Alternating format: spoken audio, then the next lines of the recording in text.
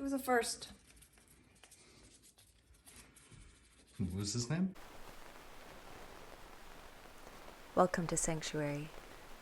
This is Eve Rain.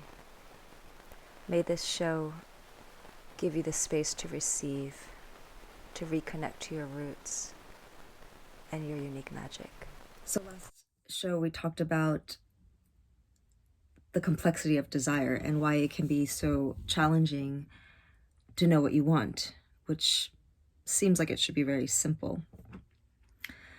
So we're continuing that exploration, and this show is about getting to the root of your desires, like the mother desire that is from which all of your other desires spring. So we're going to look at the idea of compensatory desire.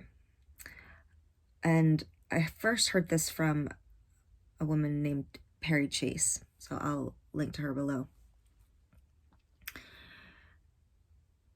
Compensatory desire is when we have a desire, but we are either unconscious of it or, we don't give ourselves permission to really go for that. So then we go for another desire that we think is going to meet our real desire.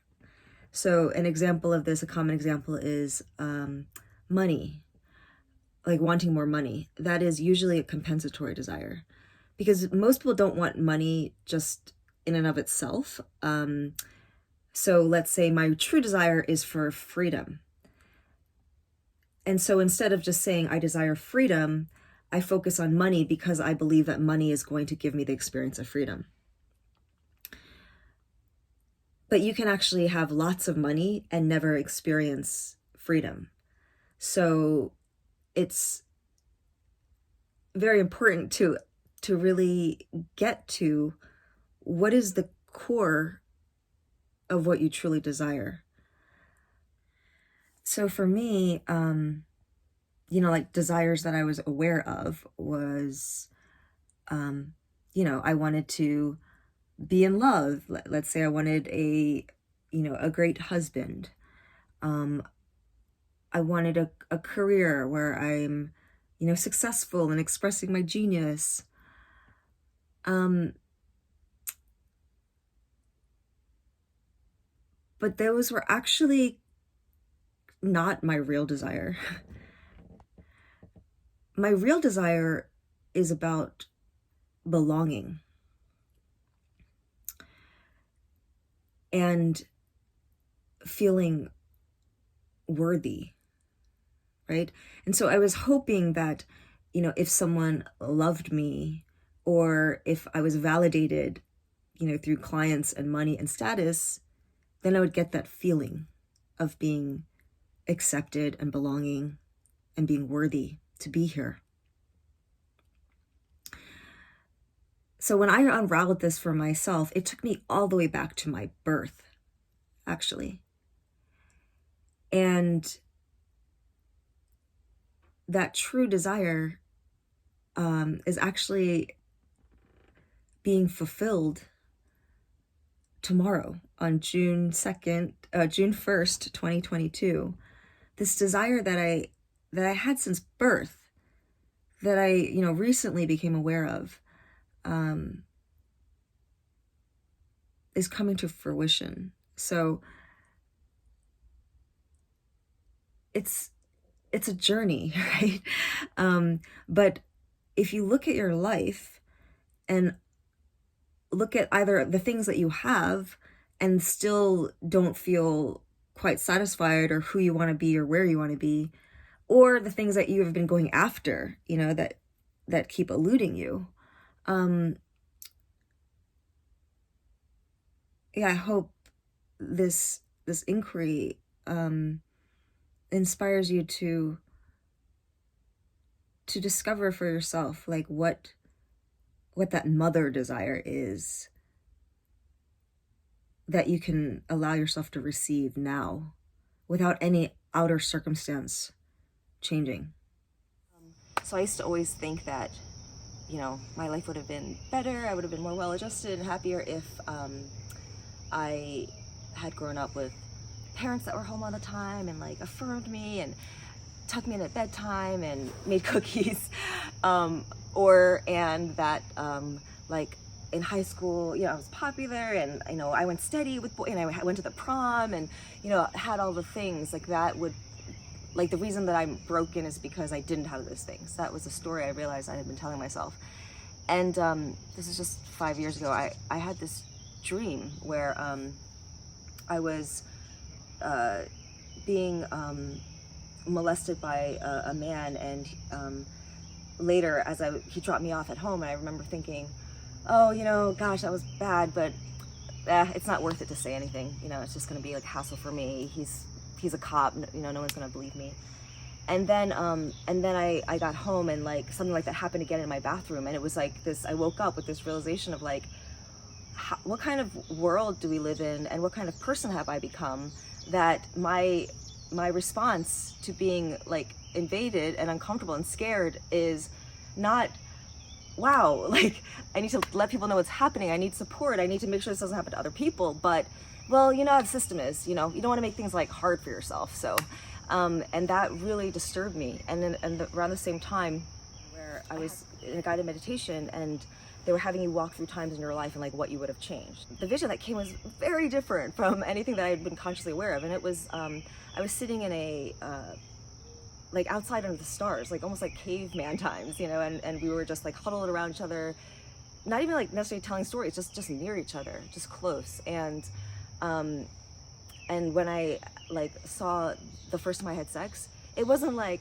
I want someone who buys me roses, takes me to a dance and like flirts with me. It was me and another like kid, like seeing each other in the woods and like feeling like that like excitement and curiosity and a little bit of fear and like getting closer to each other and like wrestling, like, and I realized like, oh my God, I have been so fucking enslaved or conditioned by like the Matrix, that what I was thinking I was missing was some fucking like TV with my family or and it's like, it's so much deeper than that. It's like we've lost our connection to what is like the most real thing, like our experience on earth and with our bodies and simple pleasures. And I realized like how much of our neuroses and suffering and all that comes from that wound of just like not receiving the attention and the comfort and the care from who we are, our family, and then trying to fill that in all these other ways that can never recover that.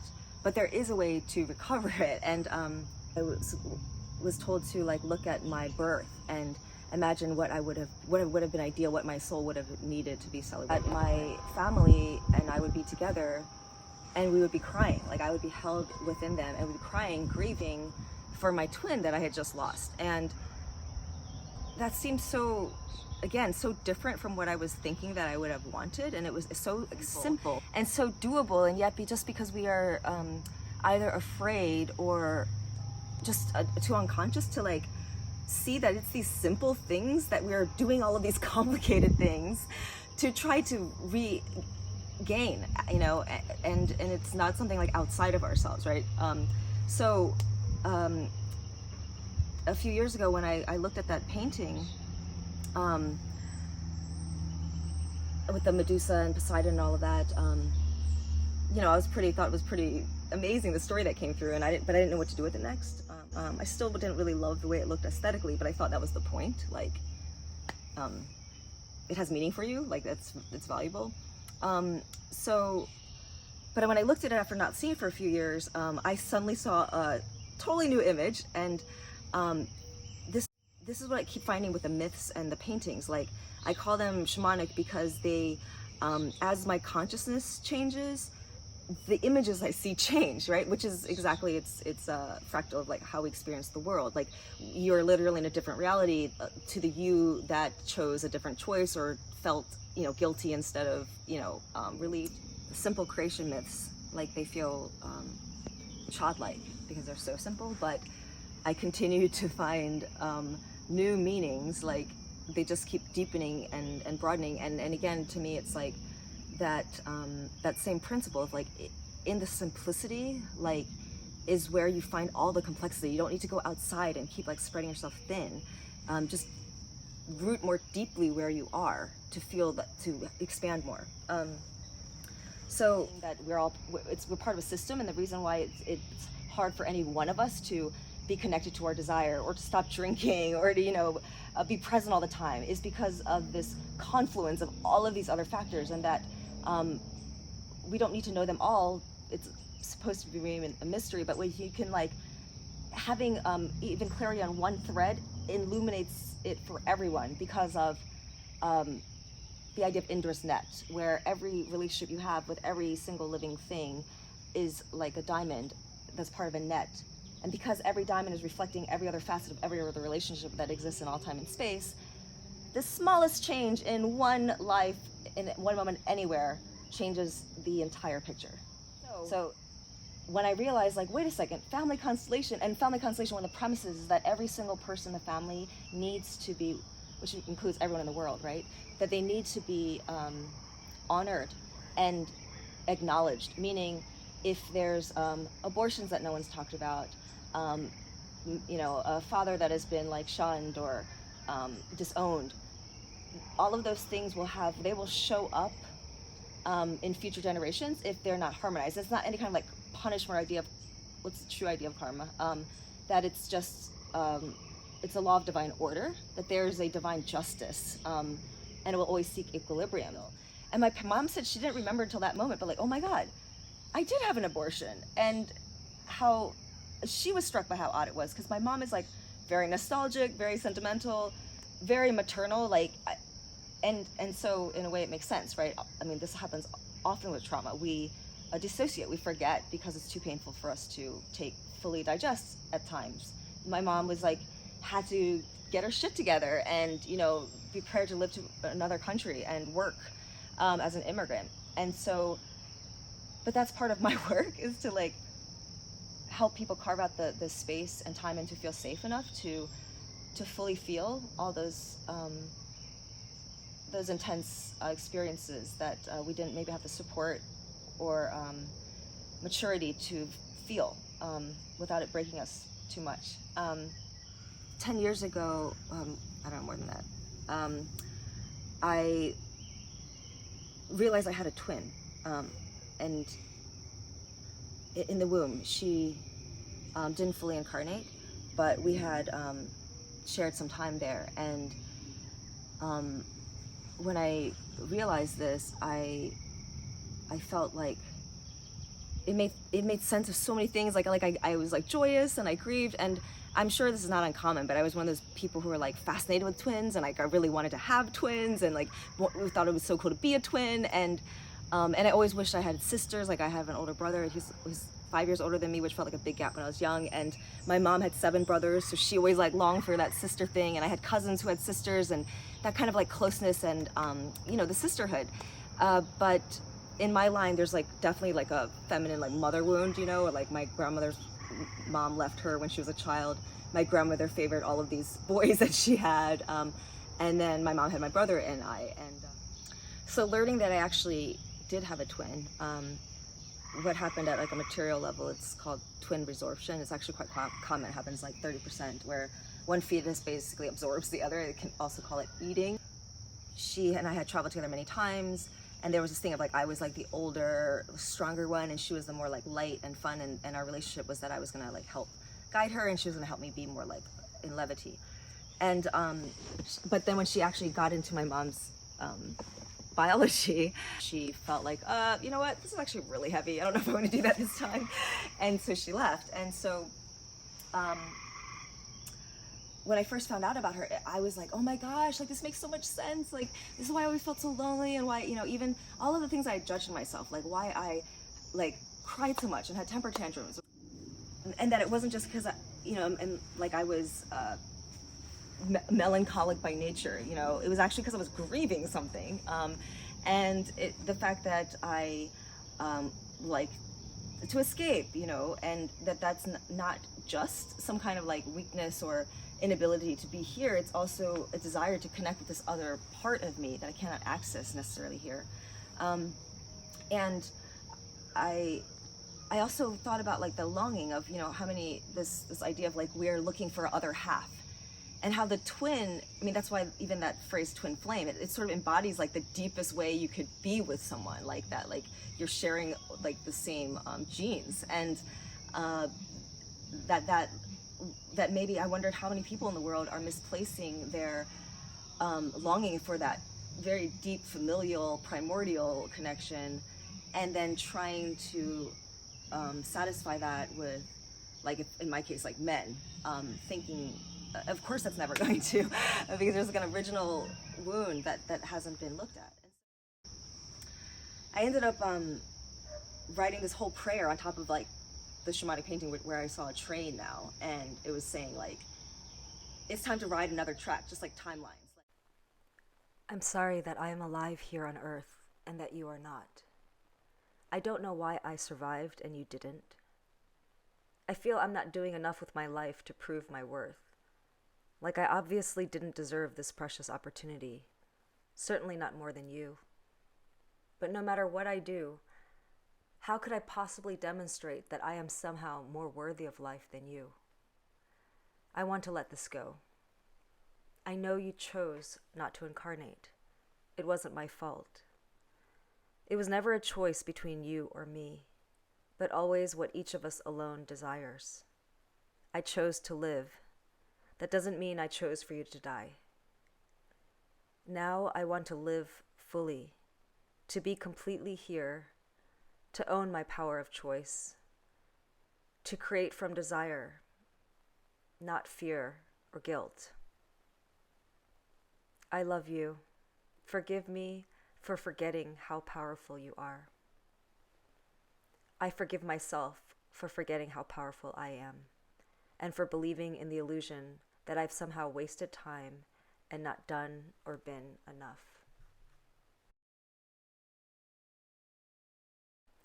I lost my virginity in high school to my best friend's boyfriend. And as you can imagine, I carried a lot of shame around this. Shame of being a bad friend, shame of being so hungry, jealous, insecure that I would have sex not only with someone that I didn't love, but one who belonged to another. Shame of being a hypocrite because I prided myself on being honest and loyal. But my heart showed me another aspect of this shame. I had secretly hoped that he would choose me, that after all of our late night phone calls about all the stuff he couldn't talk to his girlfriend about, and after actually having sex, that he would see that I was better for him than her. But he didn't. And I felt a deep sadness about not being chosen. And then my heart took me back to the root of this longing. As a baby, I had felt that I wasn't chosen. I wasn't chosen, and yet I lived. I knew it was time to let go of this guilt over my twin's death. That I had to ever become the blank slate through which love can fully express through me. So after writing that prayer, I spent the next few hours covering the canvas with white to create this blank slate and welcome a new story. And I wasn't sure what to do next. I started making marks, but I quickly became anxious. Like it took a lot of time and effort to prepare this very large canvas, and I didn't want to mess it up with random marks again. I was painting with oil, which doesn't dry quickly, so I couldn't easily cover it if I didn't like what I ended up with. I wanted to have something beautiful, something that made me feel happy and expansive when I looked at it. But what? And as I sat wondering and staring at the painting, I saw this figure emerge. I had been identifying with this mermaid archetype for a long time. You know, being like this watery, ethereal creature that's, you know, doesn't have legs, you know, that has a hard time functioning on Earth. And I really wanted to sort of like develop that and move out of that identification into, and I thought about, you know, a surfer like as a being that is in flow, but that is also, you know, in an empowered relationship with the elements, not becoming lost or invisible or unable to function. and I started this painting, but I didn't really know where to go with it, so I never finished it. And lately, as I've feel like I'm landing more in my physical body, I had this sensation of being so fluid within the body, and then from that place, this sense of energy rising within me, like sap rising in a tree, and it hit me that, you know, this idea that like I keep wanting to be more grounded and be like strong and like a tree, like rooted in the earth and immovable in a way, and sort of seen this more fluid, surrendered part of me as somehow like dysfunctional or weak. This part of me that's more like boundaryless and floaty, you know. But when I actually felt myself more connected to my physical body for the first time, I realized that, you know, that is where I'm at home. And then I realized that the earth, you know, the earth is mostly water, just like our bodies. But in my head, I was thinking of like being, you know, connecting to the earth or as being rooted, like I need to be like a stone or, you know, firmly in one physical place. And yet, you know, the earth is such a fluid being. And so instead of seeing her as a separate thing that I need to like connect into and, you know, change what I feel as my nature so that I can function on this earth, it's more about connecting with the fluidity that is natural in my body and seeing that the earth is part of that, right? Like my body is my home, and so is the earth, and the earth responds to me, and I can feel my connection through her, through the way that I actually am, that I already am.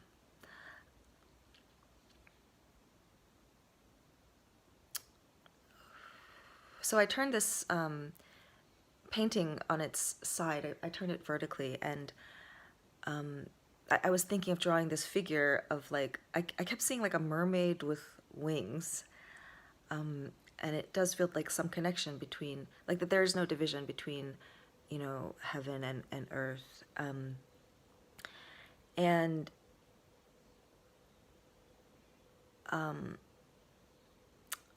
so I started, you know, putting some strokes of paint on, some strokes to like represent the feathers of the wings and for the fin, and some like yellow paint to express this feeling of this golden light or life rising in my body. And then again, I didn't really know where to go next with the painting. I wasn't sure if I wanted to actually make it a literal, like representational painting of like a female figure with wings and a fin, or if I wanted it to be more abstract. And so I just stopped, but when I looked at it later, what I saw was that the surfer, the wave that the surfer had been riding, it looked like a womb to me. And that like I am held within earth, within the womb of the earth that is watery. That earth is is held within me, that we are creating each other. And this is how this relates to this gardening project. It's this it's a process of learning to slow down and to listen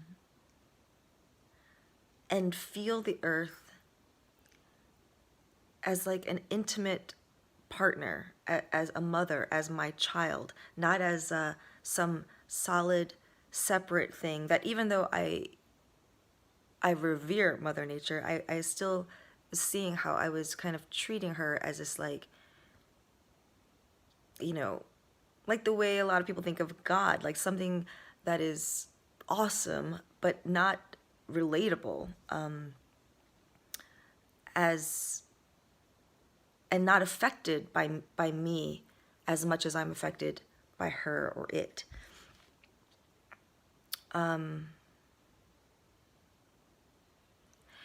Anyway, when I looked at the painting from a distance, I suddenly saw, instead of seeing wings and fins, I saw a flower. It looked like a flower opening to sunlight. And that flower, instead of being rooted in like soil and still earth, the flower is coming out of the womb of water. I didn't realize, but it's sort of a lesson in like patience. So this whole compost thing, I've wanted to compost for a long time. I started this series 2 years ago, saying I was going to grow my own garden outside. I didn't. I ended up being more baby steps. I grew an indoor garden, planted lots of flower seeds. Only one thrived. It was called Impatience, but it made like 3 different bushes. I ended up planting them outside here out of the Temple of Ecstatic Bliss, and they lasted and bloomed like for a long time. So this time I wanted to do compost, and I was like, okay, I'm gonna make my little garden around the compost. And so I was like, I'm getting back to this desire. So I recently dug this compost device and plan to grow a little garden around it. And my mom said that it freaked her out because it reminded her of a grave, like a recently buried coffin, which I never would have thought of. But it occurred to me, my mom has a lot of fear of death, and that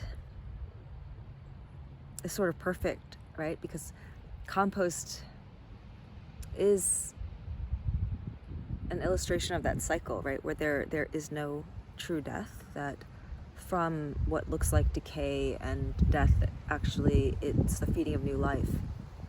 And recently my left front tooth has been aching a lot, and I was worried, I had to go to the dentist, but I've been guided that it's not physical, it's an energetic issue. And I was connected to my mother, my father's mother, my great grandmother, and her grief around aborting a child, a daughter. And my parents also aborted a child who would have been a son, my older brother. And I have not aborted a child in this lifetime. I've never been pregnant.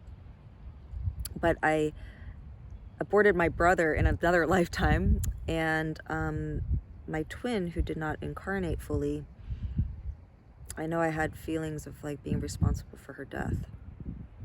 So I was guided to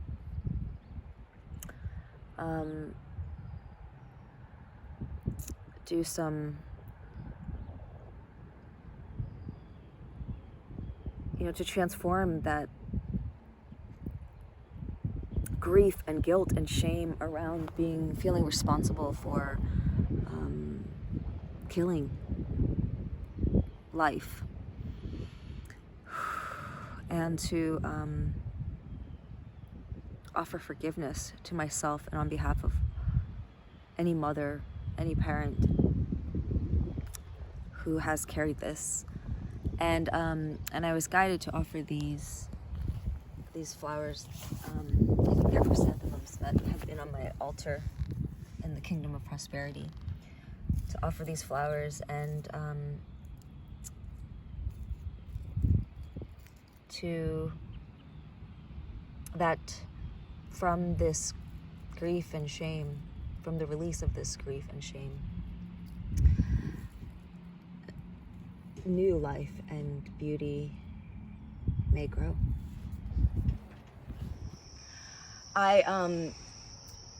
We put the sub pot in. I'm all excited. I call 10, 15 different worm companies. Nothing's working. On Monday, I find out one that's local and it's an hour away, and I drive there and through rush hour, get home at 9 p.m. with a bag of worms that I paid $40 for.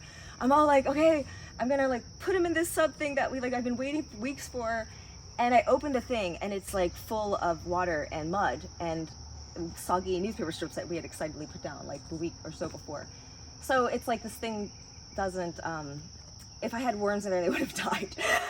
So I was grateful in that happened before I put the worms in, but still really fucking frustrated that I was now I have fucking live worms in a tiny bag and I don't know what to do with this. So I'm paling the water out. And then my dad comes out and is we can just do a ditch. But I was already online trying to fix it and no, I'm just gonna have to do the whole thing over and put rocks down and and he's we'll just do this ditch. So I was we'll see if it really works. We left it. I put the worms in a bucket and really, really hoped that they would survive. So then finally I'm you know what, this underground thing, fuck that. I'm gonna go with my original idea. It was just a beautiful raised bed. And my dad has made little raised beds for it because the ground here is not great and we're gonna turn it great. Make America great again. That's what it should be about. So he made just out of old wood we had around the house, or little garden beds. And I was no, I really want it to be really nice and solid and beautiful, with a frame. And so I ordered this one online and then later I saw one for half price on Home Depot. But it's a thing where you just know something is right and then you feel guilty, maybe you don't have this, but yeah, that it's out of, you're just being extravagant. But I was something in me was no, this is worth it. This is again, we are in a huge transition time, myself and my whole family and this whole world right now on Earth, where my brother and I and my parents were each stepping into a totally different chapter of our lives that's never been lived before and has all this potential.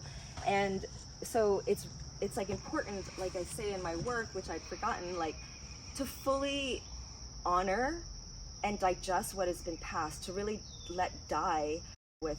On my ancestral altar, the dining room, the temple of the sun, I had pictures of my brother and me as children, really cute pictures, and my parents when they were 30 and 40 years ago. And it was beautiful, but I was very clear realization the other day that I have to update those pictures. Yes, those inner children and that young, bright-eyed, my parents, they are always living. But we also need to face the reality that those aspects of us are also dead in this physical one moment in time at a time illusion that we're living. And so to, just like my mom with her health, part of her suffering is that she keeps comparing herself to the person she used to be. And to be able to fully be that was amazing, that I could work for 36 hours straight and never need a break and could take care of everyone, to celebrate that, but to be it is okay to let that go and allow the space for just something completely new to emerge. Maybe she'll work that hard in something completely different or something that's just for her, or maybe she'll just rest and enjoy it. But either way, to not have to allow all of those old that matter to come back into neutrality, and so that it can grow into new life without any hindrance or influence. But this morning I had this realization that again, for some reason I forgot to include my twin and my older brother. And this realization that yes, I had been living with them and honoring them with the ancestral altar that's living, but there's something specific about a ceremony to acknowledge their physical existence and death, physical non-existence. And that, again, that tendency we have, I think, as people to equate not looking at something as not suffering from it, and when we actually face it, there's potency for healing. My brother is the one I felt least personal with, because my twin is my twin. My grandparents I knew, except my father's father, but I heard a lot of stories about him. But my brother, like, no one knew about, right? Like, and so I remember when I realized that he existed, I felt that, like, protective and a very light, like, presence, and I felt sort of the timeline of what it would have been like if he had been around. Like, it explained some of my brother's behaviors to me, my living brother, like, where I felt like, oh yeah, he was also meant to have someone, because my parents weren't home a lot at first, so, like, my brother took on the caretaking role, like, very early, and he was great at it. But I could see how different it would have been for him too, if he had actually had the support that in one destiny was meant to be there, and how he could have maybe felt more held, you know, instead of always having to be like the strong one or the caretaking one, because he was also very young. And also, yeah, he has that break, you know, from the mother by going to the motherland, you know, being with my grandmother in Korea and being separated from my mom for a few years, all of that. Oh, the wind is coming now, it's nice. So with my brother, what's interesting is since I've had this place in the living altar, he's the one that actually comes up the most when I ask if anyone wants to talk to me. Like, he's the one who will often be like, yeah, sit here and give me a little bit of advice or encouragement. So when I thought about this for my twin, it reminded me of, like, you know, well, one, how we usually dress people up in like their best clothes when they die, but for people who have had miscarriages, they sometimes bury the things that they had bought with the expectation of the physical arrival, and so this just felt, yeah, like that for this baby twin. And so at first I was just going to do the ritual today and like complete the garden, but I realized, no, it's not about like the perfect symbols, and it's about my family being together. So because I was having the thought, like, maybe I'll just do it on behalf of them, because so I don't have to, like, you know, look at my parents like weird faces when I'm like, do you want to have a funeral for the babies that you didn't have? And yet, like, it worked out. Like, I was gonna ask my brother, maybe we should come today and we just have to get it done because I want to complete this. But my brother, Tuesday, my mom is having a appointment with a specialist to look at a biopsy that showed concern, and they're suggesting surgery. So it's a big deal to her and us. And he said, well, you know, he can come on Wednesday after that. So he, the fact that we're going to be together, and just, I actually asked, like, is there anything else that my sister or my brother wants? And my sister said she wants us to be holding hands. And I thought that was so beautiful, like, so simple, but maybe I wouldn't have thought of it, you know, like, because we're not necessarily that, like, affectionate in that way. And so, but the thought of, like, yeah, having these symbols of my brother and sister, and then us just, and it's literally hearkening back to the desire that I had when I was born, and being reborn, and being, like, on the precipice of my 44th birthday, perhaps having a child of my own. I mean, it just, yeah, full circle. It's moving, okay. Finally, I was like, is there none? Where do they all go? They turned into soil already. Ooh, there's lots. Ew. Crazy creepy. Oh, gross. Okay, it's really intense now. There's so many, yay. They all went to the bottom. They got so much bigger. Oh, yeah? Yeah, so they were like this tiny. They were like, aw. And I was like, happy worms, you're alive. You're big. So thank you for watching. I know it might have been hard to follow in parts. Welcome to my mind. I hope it does convey, though, the power of patience, and just the richness of the patterns that show up in our life, and that there really is a divine order, that you cannot miss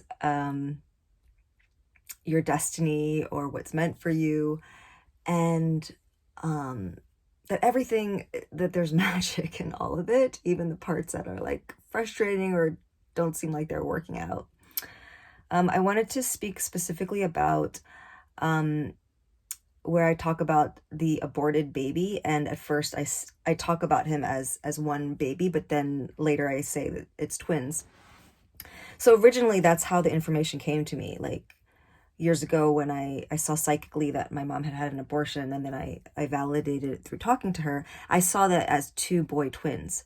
But when I was making this video, I think knowing that it was for other people to see, and even when I describe it to my parents, I felt like it's just easier to say one baby than to explain that there was like a boy set of twins and then I had a twin. It just, and so I had just kind of thought I would make it easier to understand. And then while making the video, I'm like, what the fuck am I doing? This is exactly what is not in alignment to be like, oh, well, it's just easier for people to get if I just leave that out. Or, I don't want to make people uncomfortable, or, it doesn't make sense. Like all of the ways that our mind justifies, like not conveying what is true and like the effects that can have, which is why I brought in the family constellation. Like secrets, there are no secrets in the universe. Like, and so then, as I was editing the video, I'm like, no, I need to honor these 2 souls by actually naming them, which was the whole thing I'm talking about. So yeah, 2 older brothers. Yeah, I think that's it. So if you like this video, if it brought up anything for you, if you know that there's someone out there that needs to hear this, please share and like and subscribe. Happy new moon, and I will see you in a few weeks. So I'm seeing the first little tiny sprouts. And it's funny because the original 3 I was guided to do was peppermint, purple rain, and this kabloom pink.